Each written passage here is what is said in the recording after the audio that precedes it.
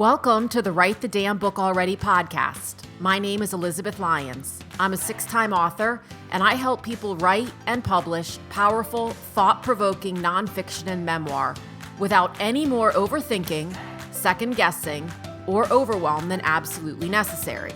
Because let's face it, some overthinking, second-guessing, and overwhelm is going to come with the territory if you're anything like me. I believe that story and shared perspective is one of the most potent ways we connect with one another, and that your story, perspective, and insights are destined to become someone else's favorite resource. For more book writing, publishing, and how the heck do I move through this glitch tips and solutions, and plenty of free and low-cost resources, visit publishaprofitableBook.com. And for recommendations of fabulous books you've possibly never heard of, book writing inspiration, and the occasional meme so relatable you'll wonder if it was created with you in mind, follow me on Instagram at Elizabeth Lyons Author. Hi everyone, and welcome to this episode of Write the Damn Book Already. I had Sam Garcia on the show back several episodes ago. I think it's episode 32.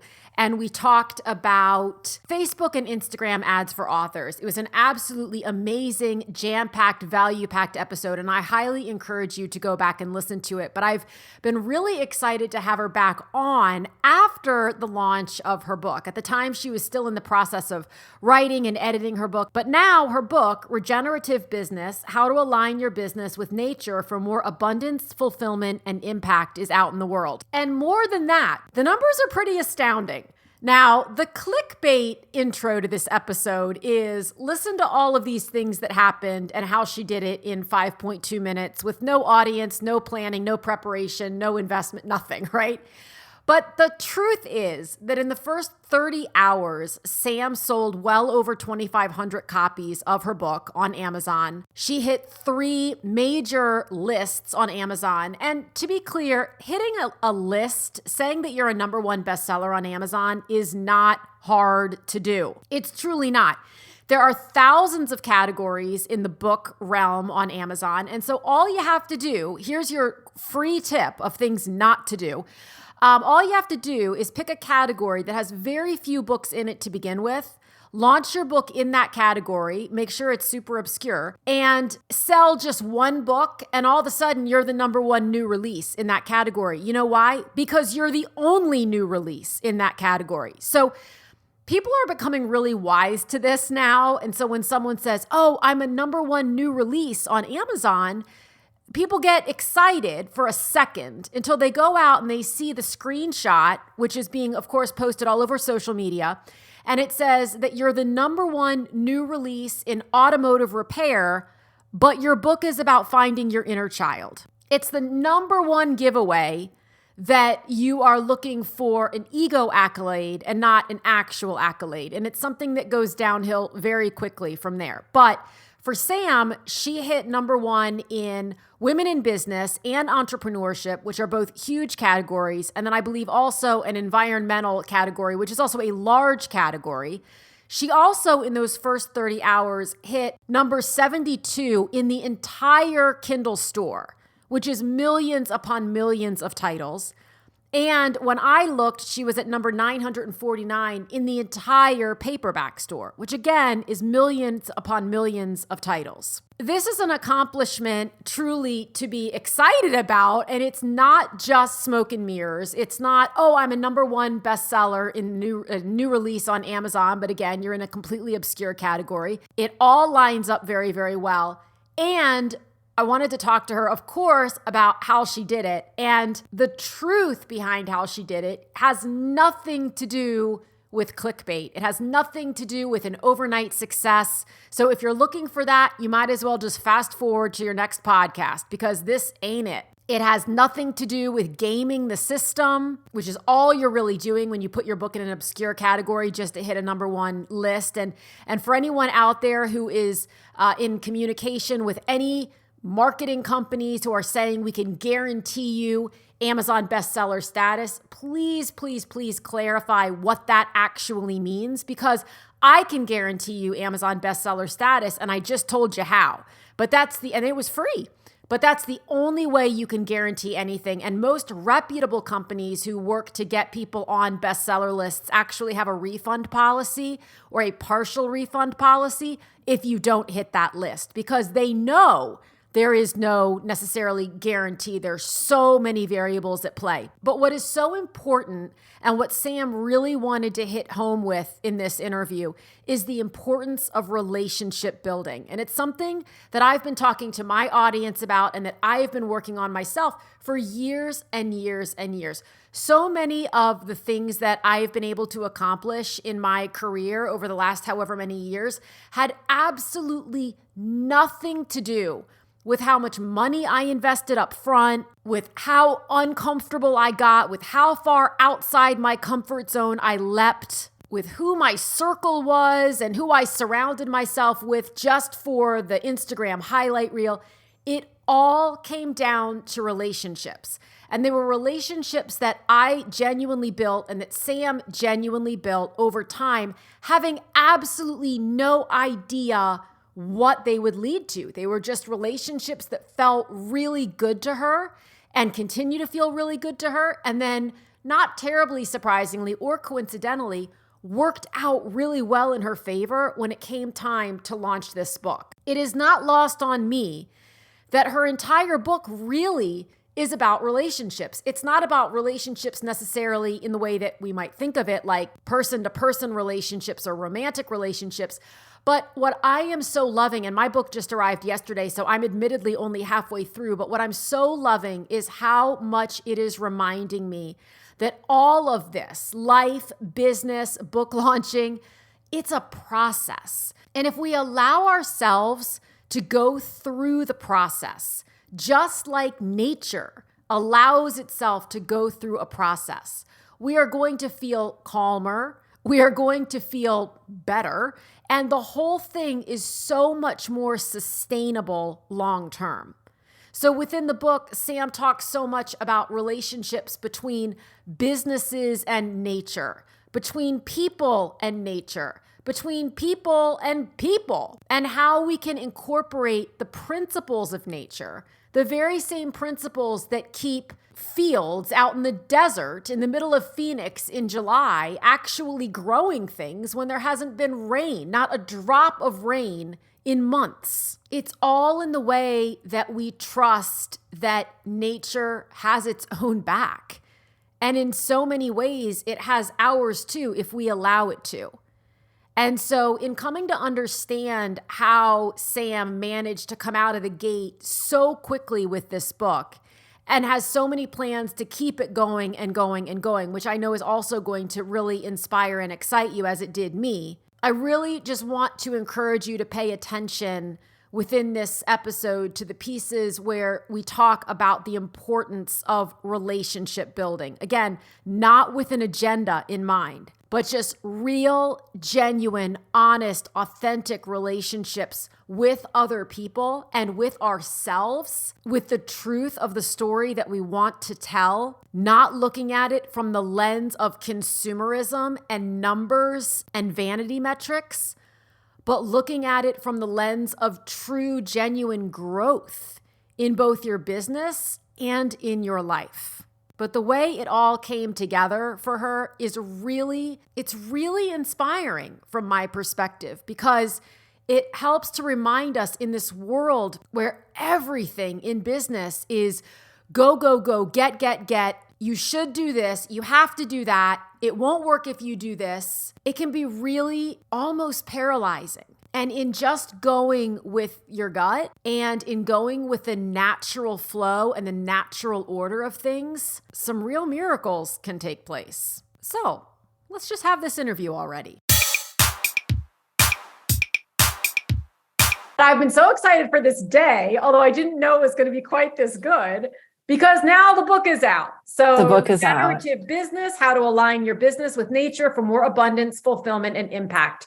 And we've been talking over the last couple of days, and it's been so fun for me because I have all of your screenshots, and I've shared a lot of them on stories, and I've shared them with you, of all of the messages that you've sent to me over the past however many months, 8 months, 9 months, saying things like, I don't know how to do this. I don't know what my core message is. I think I have 3 books. I just outlined 3 books. And fast forward all this time, we were talking the other day, because now the book is out. You've sold, as of now, over 2,500 copies, hit at least 3 big lists on Amazon. So women in business, entrepreneurship, and environmental. I mean, those are big categories. Those are business and money. Yeah. That was the one I was most excited about. That was a big one. Well, and I want to talk about that too, because you had, I'm going to get back there. I got to try to keep myself on the path. But then the other 2 things that happened were, number 1, you hit the top 100 in the whole Kindle store. So not even just in a particular category, which you obviously did multiple times, but in the whole Kindle store. Yeah, I was number 72 at one point. And then I'm just like, okay. And then the one time I checked, it was number 949 in the paperback store. Mm-hmm. And for point of reference, what people need to recognize for this to really make a huge impact is that there are over 40 million titles on the Amazon store. So even with the best launch strategy, sometimes you can make a lot of money, you can sell a lot of books, but you don't necessarily hit those numbers. So you and I were chatting and you're like, the clickbait for this episode is how to do all those things overnight. Because you and I both know how all this came to be. How to hit number 1 in 24 hours. Yeah. And make all the money and get all the things and have like a camel show up on your doorstep, all of it. Right. And you can get it all for just $37.99 if you sign up in the next 10 hours. But I said, will you please come on the podcast and talk about what really was behind all of it? So that's the first thing I want to chat about. But don't let me forget that I also do want to chat about the money part, because one of your concerns, you messaged me like 2 days before the launch and said, kind of like asking for a friend, if I discount the ebook to 99 cents, is everyone who would buy the book going to buy it at 99 cents? And then I'm going to make no money and I'm going to be out of customers. But I can tell you exact numbers. 2,332 are ebooks sold. Okay. And 257 paperbacks. So that's about 10% have been paperback sold. That a lot of the people will learn about the book being available as an ebook, but then they'll go, I don't do ebooks. Yeah. So I'm one of those people. I bought the paperback, but I was talking to another friend this morning who said that she had seen the post and she went and bought it, and she also bought a paperback.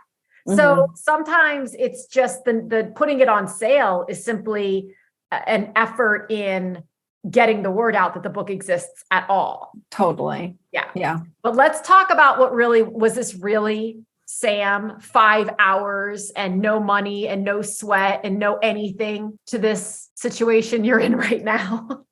Well, it's funny because I had the exact same thought as did, I think 12 hours before we were like voice memoing on Instagram or wherever we were talking of in my mind, I was like, this is a good clickbait headline in my little marketing brain of how to get to number 1 in 24 hours. And I was like, but actually the thing is, okay, it all starts 10 years before. Exactly. Because like my behind the scenes of it would have to, the real reason, if I'm going to distill, the real reason I was able to hit all the charts and have all the sales, and I know more sales are coming because I have more planned in this book launch, and we're only like 3 days in. Right.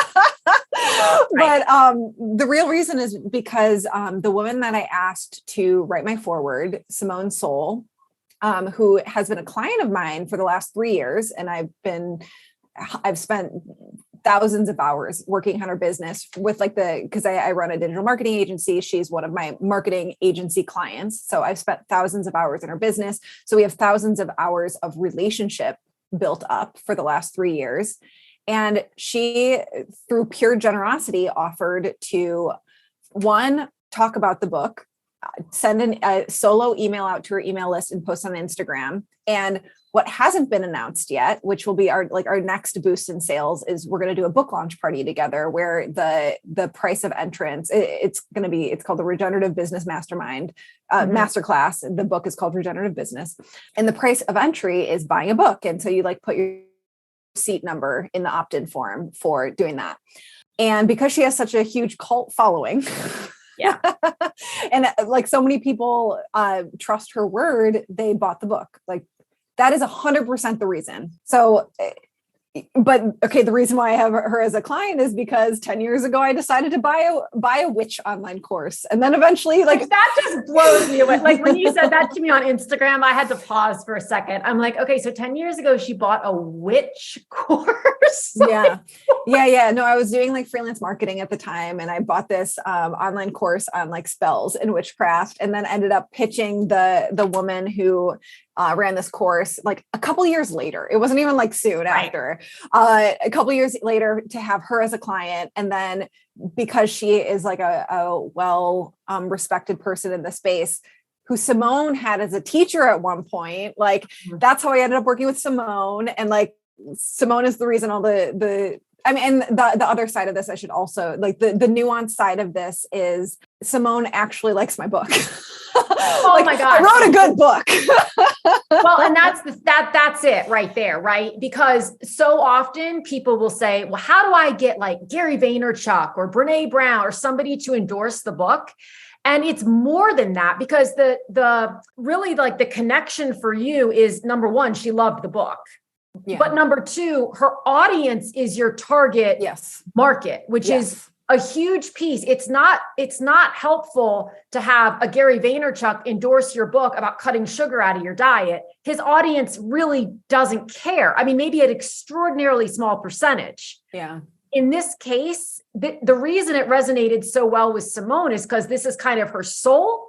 And so the people who follow Simone, it's their soul as well. And to your point, it's kind of a cult-like following because Simone she's kind of a needle in a haystack, really, in terms of the way that she approaches business. Yeah. Well, and to that point, I was talking with my team this morning of like, what is phase 3 of our book launch? Because like, okay, phase 1 is just announcing it. Phase 2 is going to be this masterclass announcement. So what actually is phase 3? What are the other things we're going to be doing? And I have this thought in my head of like, I would love to be on one of those like top 10 books to read this summer. Yeah. I'm like, oh, that would feel like I would see that and it would make me smile so big. And also I'm like, who would read that list and be an actual business owner? Probably a tiny interested in like, so I'm like, it's not the perfect fit where Simone is the perfect fit. Well, I was thinking about you the other day because I subscribe to this magazine called Phoenix Home and Garden. And so I got the June or July or whatever issue it is. And there was a little blip that was like 5 books to read now. And I thought that's odd that they're putting books in a magazine about home and garden design, but they were all books about not necessarily regenerative, but like sustainable gardening, and growing flowers. And that market is certainly, there are a good number of people who read that magazine who would be in your target market. So, but you made another really good point, which was you wrote a good book. Yes. So number one, that compelled Simone. I mean, people don't sometimes think about the fact that when someone who has a strong presence, and what's so fun about Simone to me, and there are many things, but one is that you either know who she is or you don't.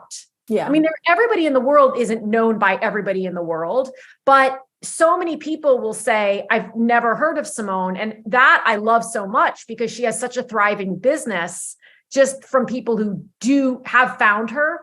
But she's not going to put her name on something that she doesn't strongly believe in. She doesn't do any affiliate partnerships, nothing like that.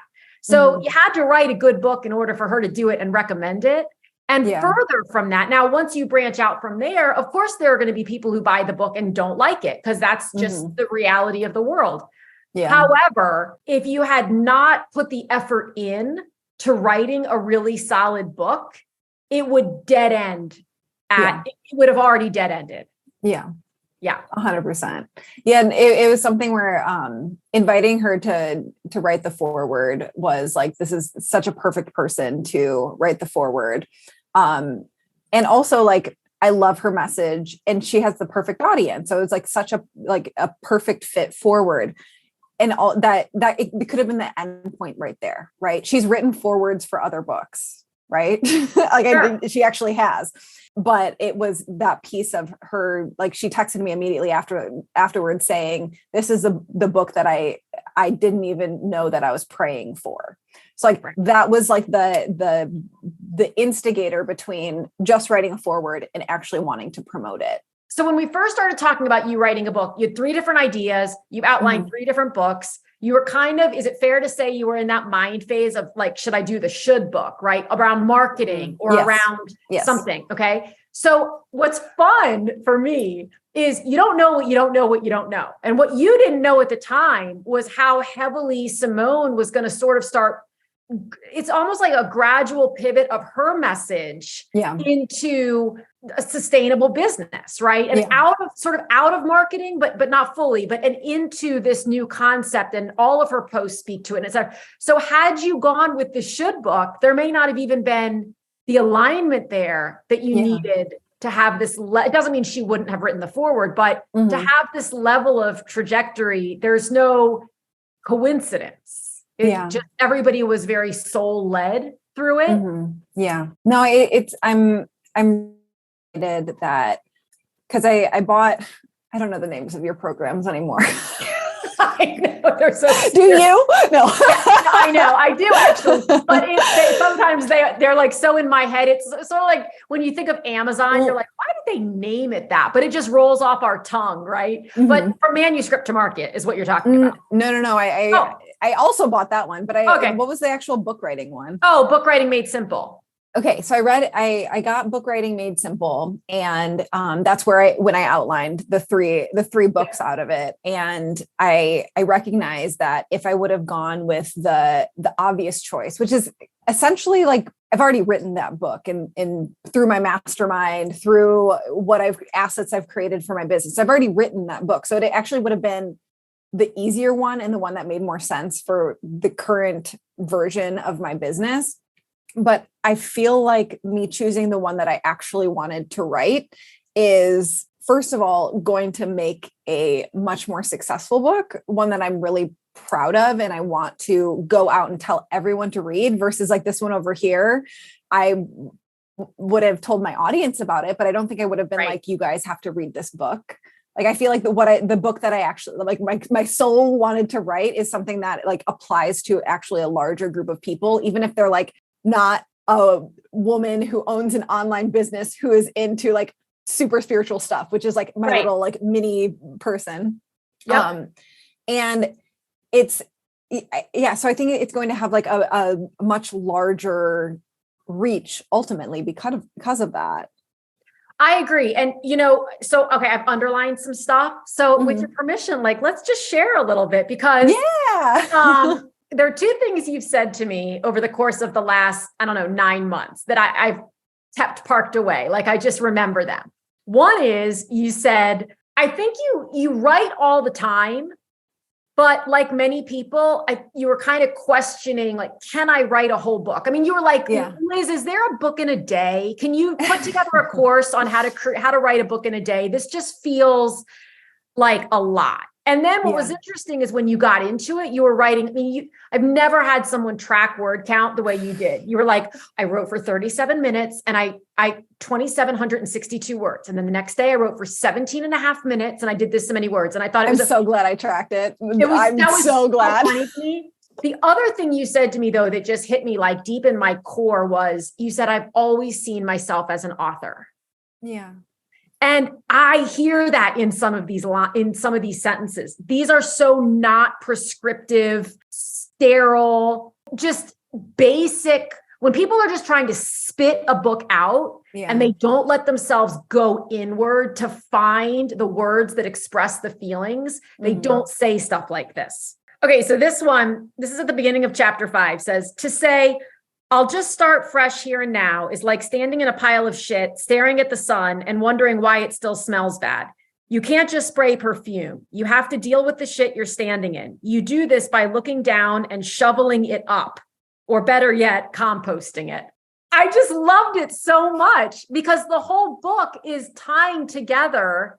I mean, you put it in your words, but it's tying together all of the acts, the tangible acts of sustainability with a business and with a life. Yeah. So this is an example in the book, but it's my favorite way of describing it, which is the whole book is around how would nature design a business? Because if we think of how nature would design a food growing system, it would be a garden. And if you've ever been in a hot environment and you leave a garden in the middle of the summer, and you just go on vacation for a couple of weeks and you don't leave anyone to water it, it's dead. Right. It's totally dead. So like, I know maybe this. it's I live in Phoenix. Yeah, maybe it's like efficient in growing the amount of tomatoes you want to grow, but in terms of it being thriving on its own, you don't have it. And let's look at how nature would design a food growing system, which is a forest. Right. Well, you can leave a forest for a week or a month or years, and not only is it not dead, but it's actually more thriving than it was before. So how do we actually design a business the way that nature would? Well, and you have a piece in here that you talk about burning it all down, right? And you're talking about, start talking about controlled burns, which people or farmers or whomever do or I think in the book, you talk about it from the indigenous. It's a indigenous practice in the Americas, and certain indigenous groups do it. And then also it's something that most park and forest rangers do, because it's something that, did you want to explain it? I want you to explain it. I don't want to explain it. So with a controlled burn, what you're doing is you see all these wildfires happening all the time. What certain indigenous groups would do, and now park and forest rangers do, is they will go and do a controlled burn, which is they're deciding what areas of a forest they're actually burning down. And what this does is it prevents wildfires from actually happening. And also it creates more fertility, because from the ashes actually a fertile compound, it's a nutrient for new things to grow from. And also it allows sunlight to come through for new plants to grow, versus this dense forest where no sunlight comes down. So all these big trees are good, but like none of the saplings can grow. And how this works in business is I've seen multiple clients now do this, where they'll kill off a program that's making them tens of thousands of dollars every year, up to multiple millions a year in their business. And they'll actually kill off the program. And it is shocking from the outside to be like, why the fuck are you killing that program? Why don't you just sell that program from here on out forever and ever and just stay being a multimillionaire? But for these people who are very creative and the spark of life within their business, like most of us small business owners, if they didn't kill it off, they would actually have a wildfire of their business where they would want to burn down their business. So if you're someone who feels like they want to burn down their business, you might want to think about actually doing a controlled burn in your business instead of allowing a full wildfire to blaze. Well, and I thought it was so interesting. This makes perfect sense, but I hadn't even thought about the fact that when you do a controlled burn in the forest, it eliminates some of the taller trees so that the sun can get in, or it at least clears a small area so that the sun can get in, and all those seedlings and things that need the sun to grow, then they didn't have it because of all the trees, but now they have it, right? And so I think with human beings, it's our ability to just, in a controlled and intentional way, remove something, even if you're not in business, remove something from your life. It might be a relationship. It might be, it could be any number of things, but something that, in order for something deeper down to blossom. Yeah. Right. And I think that the idea of, I told you this weeks ago when I read the first chapter, that concept of the backyard garden, that I swear to you, no matter how often I water it, talk to it, sing to it, the whole thing, 99% of my backyard is going to die. Yeah. And yet I'm so fascinated because I do live in the desert and it gets to be 120 degrees here in the summer. And I'll go out to a big open area and it's not green in the summer, but it's not dead. Yeah.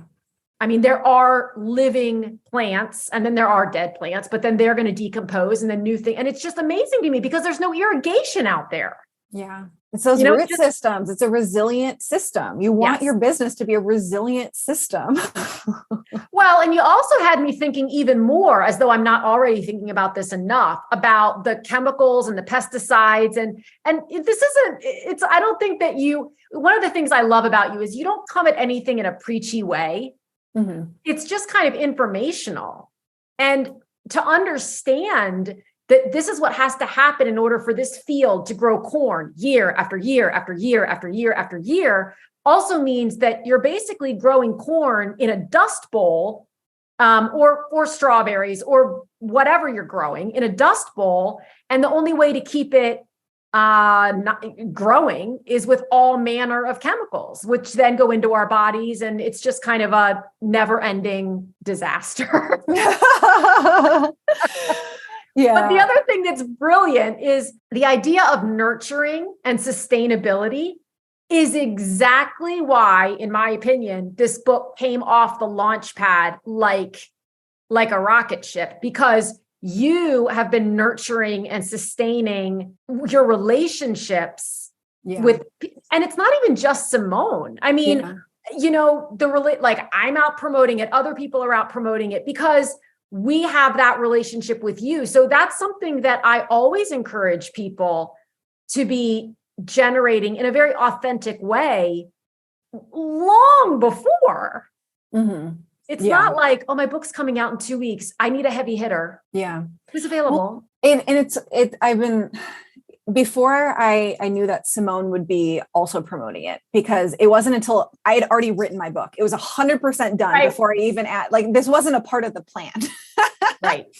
So my plan was to go about how I would launch an online course, which I've done many, many times before. And it was going to be like a much longer process, a much more drawn out. So that was my perspective going in. And of course it had to do with relationships, but what's been interesting with it coming out and people like, I've probably had hundreds of messages now of people crying about the book, of like tears, like this is exactly the message I needed to hear. Oh my gosh. And what I find interesting is I do include stories in the book, but not that many. Like in the scheme of thing, I don't actually like, it's not like I would have assumed that me sharing like the most heart-wrenching parts of my own story would be the thing that would get people to have this emotional connection with it. But it was actually me connecting with my passion and like like my desire and my interest, what I actually was inspired to write, like, and things that I would like felt deep, deep emotions around. Like that's actually what was more important than me sharing all parts of my story. And not that I'm against that. It's just like, I find that interesting. No, I'm a firm believer that regardless of how many pieces of your story you share, the reason that people connect to it is not because it's your story. It's because they recognize themselves in that, right? Yeah. So it stirs something up in them. And I think that what you've done in the book, regardless of how many personal stories you tell, and the ones you tell are great, I think people are seeing themselves. Mm-hmm. So again, that's why the book is not prescriptive. It's not, hey, you want a sustainable business? Do these 10 things. You want to grow some good bananas? Do these 10 things. It's asking people, it's not even asking, it's inviting people to, and it's so subtle too, Sam, truly, like to truly just observe how they're moving through the world, both as a human being and as potentially a business owner, and kind of question that. Mm-hmm. So I'm so excited for you to read the last chapter. Okay. Because I feel like it's like, so the last chapter it's the one on legacy that we've messaged back and forth about. I had a really hard time writing this last chapter, you guys. You did. And I'm really, really proud of it. I really love how it turned out. And also it's probably the most like direct action. This is what you got to do. Like this, it's what I'm using as much persuasion as I can to like get you to believe the points that I'm putting out. Yeah. It's like, I'm like selling, but I think I do it in a not too, I've been told from the people that I asked to read it. Like I've been told that it's not like overly aggressive. Yeah. But I'm excited to hear your opinion when you I can't wait. I know I'm about halfway through and it just showed up on my doorstep yesterday and I'm already halfway through. But I remember that was a tough chapter for you. I think because if I recall, you were like, it's weird to be writing about legacy. I'm not even 40 years old yet, like that seems, but the thing is, it is your legacy as of this moment. As of this moment, it's, if the whole thing exploded tomorrow, it's something that it's a message that you want to leave, that you're, like you said, you're very passionate about it. You're very convicted in it. And your perspective on it will probably shift, not change, but just shift over time as you gain more and more experience as a business owner and as a woman. So here's a story that's not in the book. But I feel like that is good here. Yeah. So my husband, who I reference a lot in the book because he is a regenerative agriculture designer and we share we're both self-employed. So we spend a lot of time together. We spend a lot of our life together. And he dropped out of school when he was a preteen. And so he's been on his own since he was a preteen and on Maui since he was a preteen. And he has always had this nature bent. He's a surfer, pretty much dropped out of school because he wanted to be a pro surfer, which he was eventually. And we can drive around the island and he will point out trees that he's planted all the time. All of those coconut trees, I planted those trees and he'll go take coconuts from to put them somewhere else. And I gave that guy those seeds for that soursop tree. And now I'm buying soursops from him. And it's because you're talking about if we died today, the legacy you would still leave. It's that's such a beautiful example, what we do on this planet with writing books, what a beautiful way to plant a seed with thought seeds and perspective shifting seeds. But also my hope is that more and more people will realize the importance of interacting with nature and that shit can be how fucking cool would that be if you could just go around a place and be yeah, I planted that tree. I know, right? You said it in somewhere in, I mean, it's less than halfway through because that's where I'm at, but about a prescription, 20 hours a week of being in nature. What was that? It's way less than that. Oh my God. Wait. It is not 20 hours. It's not 20 hours. I think it's an hour and a half a week. Oh, it was 120 minutes. Yes. It was 120 minutes. Okay. Yeah. 20 hours. That'd be lovely, but that'd be nuts. But 120 minutes. Well, you and I, especially, in the last many months, because we've known each other for a while now, we've talked about things hugging trees and things that people might find a little bit odd, but there is no denying that when you get out, and I'm a little bit bummed right now because the temperatures are soaring. I mean, it's 101 here right now. So find me nature. I got to go north or something. You need those 6 a.m. walks. Even that gets prohibitive in July, but you got to do what you got to do, I guess. So tell me this. You mentioned, okay, we've had wave 1, if you want to call it that, with the actual launch and the emails and the posting and everything. Wave 2, you're doing this masterclass with Simone, which I cannot wait for. I mean, that's just going to be completely amazing.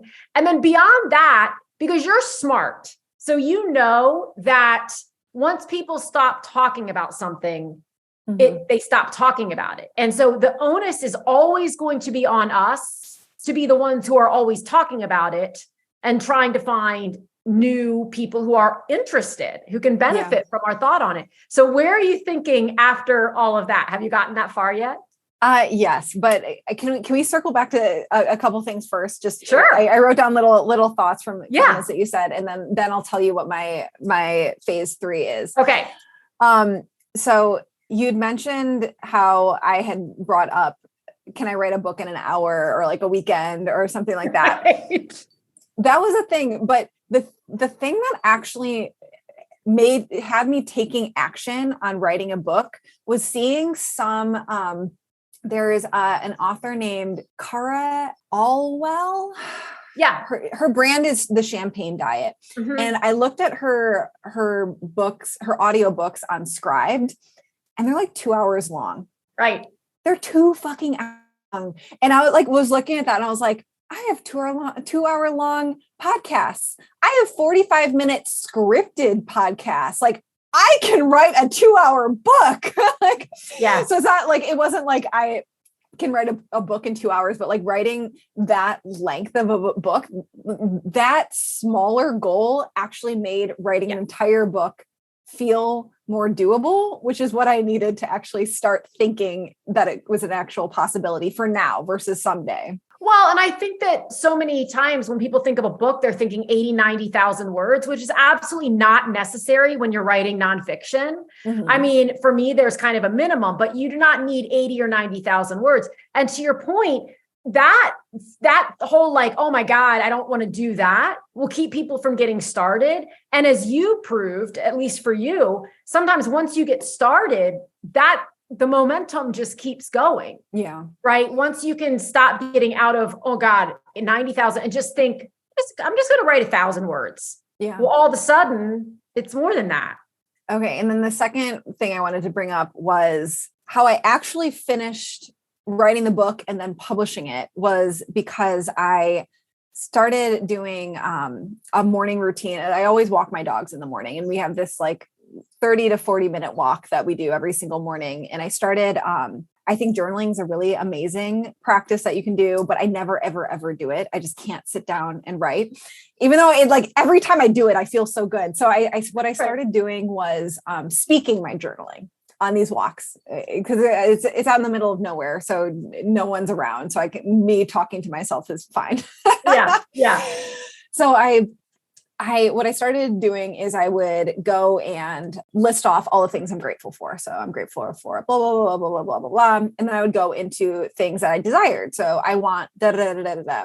And what I came back to, like the big profound thing that I came to through this earlier on was the Sam that I want to be is an author. Yeah. And that, like, it sounds like such a minor thing, but it was like this thought shift in me and like this, like, I don't know, like body level resonance of like the Sam that I want to be is an author. So that profound insight for myself was the thing that actually, because I took 4.5 months off of writing. I wrote very consistently that I took 4.5 months off. And that I saw the space in the, in the timeline. Yes. And so that actually got me writing again and I think I finished the book in a month. I did. Yeah. My goal was to like finish the book in March, and I finished the book by the end of March and I like did all of the, spent weekends writing and all the things. So I was like, that's my goal. My goal is to finish this book in March. And then again, when I felt like the editing process was so much harder and then the actual writing process, because the writing was this creative and just, I'm a fast writer. It was flowing. The editing was like, oh my God, how many times am I going to read this book? Yes. And then I have to get the feedback from the people and then figuring out how to incorporate it and all these things. So that was the most challenging part of this was the editing process and connecting back to like, I want to be a published author. That is such a strong desire of mine that like, that is what got me forward to actually getting to that thing.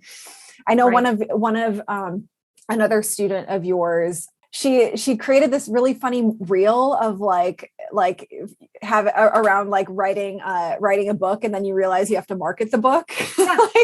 Mary, and she just posted a reel this morning about editing and like, and it's interesting. The meme that she used was, you can choose to do it quick, or you can choose to do it right. And it was like from like The Hobbit or something. It was something Frodo, something I definitely don't know, some movie that I'm not into, but it's true, right? So yeah, she's knee deep in that editing, and she's hating it every bit as much as you did. Yeah, no, and I definitely like. I felt such urgency to get the book out, and don't recommend. I'm not going to do that for the next book. I'm going to like do the full on long editing, publishing process. And it was just like such this urgency to get this book out. So, and I'm glad I did, but like coming back to like, I want to be a published author. I want to be a published author like that. That was something I don't know if that's helpful for anyone listening, but it was such a big thing for me. Well, I think it's important to know what you're moving toward. Yeah.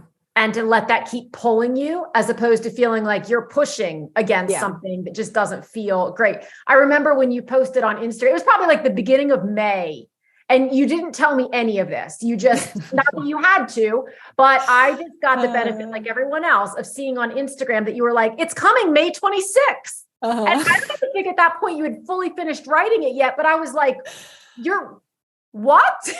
No, I had finished writing it. I had finished writing it end of March. Like that was my goal, but it was like, then I like started talking to like editors and various things. Yes. Like, if I want to do end of May, am I completely nuts?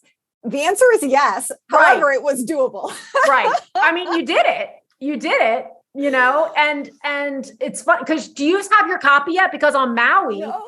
I know I messaged you yesterday and I said, it's here. And I sent you a picture and you're like, it looks so good. I don't even have a copy yet because we photoshopped photos of me holding my book. Oh, is that what you did? Oh my gosh.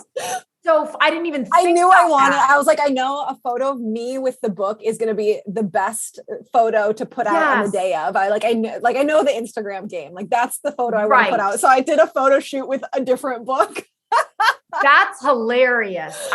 That's like when Corey Goodrich's book, Folk Song came out. We photoshopped it into the hands of Reese Witherspoon. She was holding another book.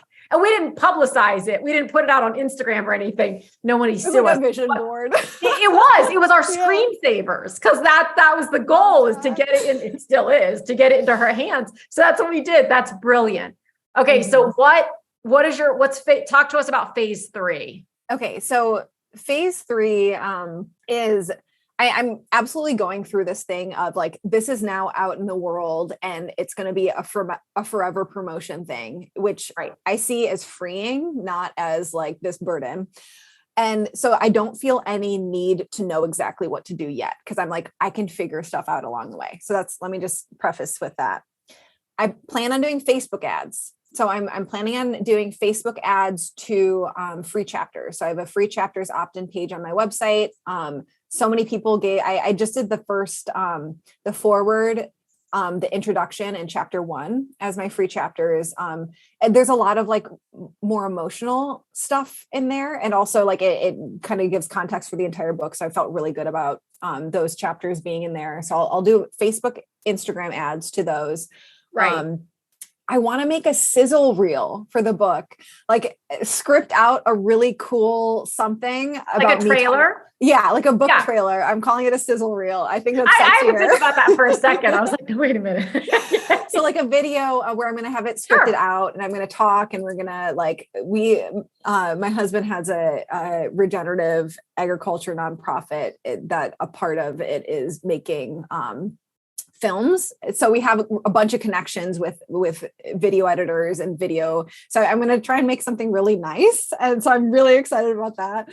Someday. We'll see. I need to learn how to do Amazon ads. That's on my docket. I've never done them before, but I have, you'll love the one that you recommended, the Kindlepreneur guy. I'm going to look into those.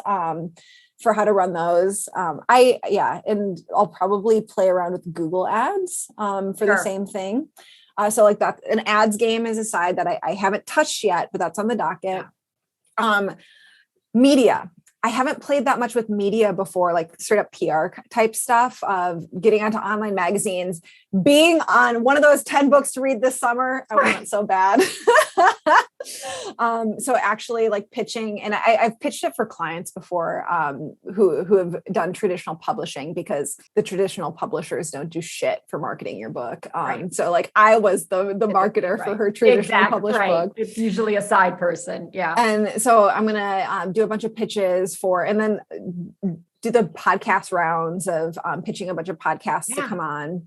I have a full list it's right in front of me, a full list of cool people who I think have an aligned audience. So that I'm going to ask if I can send them a physical book. Probably like 20 people that have small to medium to large size audiences, mainly on Instagram, because that's where I play around with most. So it's where all of my interesting stuff is. So I figure I'll do that. I've done help a reporter out before. It's been probably a year or two since I've done it, but I'm going to start that back up again, to again, try and play the media game. I have a thing on my to-do list that is how to get my book featured in blank, and think of places that I want my book featured in. Just like, what are people doing? Because I mean, I know that essentially, in my mind, promoting a book is so similar to promoting an online course. I'm just kind of like going through that kind of stuff, but there's got to be other stuff too. I want to really up level my Amazon page. And also I have someone on my team lives in New Jersey and she goes to New York quite a bit. So I'm going to have her go to a few New York bookstores to talk to them about putting it in there. There aren't that many bookstores on Maui. And I'm like, not really interested. If I lived in a place like Hawaii isn't really an online business place. So it's not really, I don't know. Like I'll definitely go to local bookstores around here, but it's not like a big thing. But I like, maybe I'll do some trips to like San Diego or San Francisco to like talk to some booksellers around there. And I mean, that's everything. And you're going to want to upload it through Ingram Spark. It's already up. Okay. Perfect. Mm-hmm. Yeah, I already did the Ingram Spark thing. It's already on barnesandnoble.com and what is it? Bookshop.org or something like bookstore. Yeah. Bookstore.org. Bookshop. One of those Bookshop. two. Okay. Yeah. Yep. I Googled that this morning. I like searched this morning. I'm like, am I already on there? Oh yeah, I am. Okay, good. Mm-hmm. So I love your perspective about it is so amazing. Cause like, I feel myself getting excited and it's not even my book because you're absolutely right. There's so many opportunities and you don't have a timeline because you're not with a traditional house. So no one's going to take your book out of print. Yeah. You get to just keep having fun with it. This is the part you love.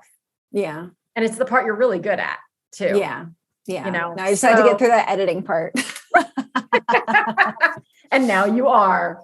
Thank God. And I mean, you've said that book giveaways is something that you're loving doing right now. So I'll definitely like play around with some. Yeah, well, we're gonna do a book giveaway. We're already planning that. Oh, you know, something that is kind of related. It's a part of phase 2, but I think that people might be interested in. So a part of I'm doing this masterclass, regenerative business masterclass, which is stuff completely separate from the book. Cause I'm like, I don't want to just regurgitate the book into a masterclass. It's going to use the same sort of themes, but it's going to be new material for the masterclass. And we're going to be doing actual physical product giveaways that are supporting Indigenous artisans and Hawaiian artisans. And we have, like, I've listed probably 100 different places that I'd love to feature. I mean, I might pick like 20 and like, we're going to purchase items from them and announce them as like a part of like, it's not just about it. When you launch thing, it's so easy to get bored of what you're talking about. Cause you're like, I've already said this 10 times, or even after one time, you're like, I already said it. Like, yep. So it's like just as much a part of getting people hyped up as it is about us being excited about promoting it. So like the idea is like, okay, Monday we'll announce this Hawaiian artist who we're going to give people a print. And all you have to do is buy the book, get in the masterclass, and you'll be entered into the drawing. And so that's a fun thing. I love it. You know, one thing I want to call attention to for a second about you that I think is so remarkable. And I remember this from when we first met. So it's been a while. Mm-hmm. And by a while, I mean, you know, I'm not that 2 much years. Right. But nevertheless, you said something once we were on a call for something we were in together. And you said something that really struck me about how passionate you are. And you said it in the book too, about employing people. It's a huge value of yours. And I don't know why it struck me, but it did, because I think so often as business owners, it's easy to think, oh my God, my margins are already so narrow. And then and then I'm responsible for that other person's salary and their family and this, that, or the other. And I've always been so moved by how committed you are to that and how passionate you are. So it doesn't surprise me at all that you would see this opportunity as an opportunity to leverage some other people. Yeah. You know, I love that. Yeah, I'm really excited about it. And I mean, just to that point, everyone talks about like, oh, being against the top 1% who are fucking over the world. It's like, if that's kind of translated into a lot especially in the online business space, where it's so easy to have a really high profit margin because a lot of times you don't need a team, Right. and you don't need a store, a warehouse, and you don't need stock. It's just kind of, you can just be all on your own. So I've always seen it as like, if you're making like 80% profit after, or 50% profit after paying yourself a salary too, then like you're kind of being this patriarchal model of this person who's storing assets and not distributing it back to your community. So like that's where I see the value of employing people, or at least like circulating money throughout your community or people around you. Yeah. In ways that are not just, I'm like, nonprofits are great, but I think giving people fulfilling work is such a powerful leadership opportunity, and like opportunity for fulfillment too. Because so many people have shit jobs that they hate and that they're stuck in, that because they need to pay their mortgage and they need to feed their kids. And so they're stuck in there. And if you can create a job for that person that they actually feel like is changing the world, like, oh, how cool is that? It's incredible. And also just to give them exposure. Yeah. So if there are individuals who are working a 9 to 5 or a 7 to midnight, right, just to pay the bills and take care of their family, but they're incredibly passionate about this thing they do on the side. They're an artist. They're a ceramicist. Am I saying that right? They're a dancer, whatever it is. Mm-hmm. And they don't have the means, whether it's financial or time or both, to go put their product out in front of the people who will be like, wow, then for you to help with that and give them that exposure it's such a gift. And it's a gift really in both directions, I feel, because it feels so good to do. Not from I did this for you standpoint, but just to your point, you can either silo everything that you have, if we're going to get back to the farm references, right? You can put it all in a silo and close it all off from the world, or you can let it circulate naturally as it was intended to. Yeah. Well, thanks for coming on. Keep you posted, obviously. Yeah. Thank you so much for tuning in. If you enjoyed this episode, this is your friendly reminder to follow or subscribe, leave a quick review, and share it with someone you know has a great story or message, but isn't sure what to do next. Also, remember to check out publishaprofitablebook.com for book writing resources and tips, and to see all the ways we can work together to get your book out into the world. Again, thanks so much for listening, and I'll talk with you again soon.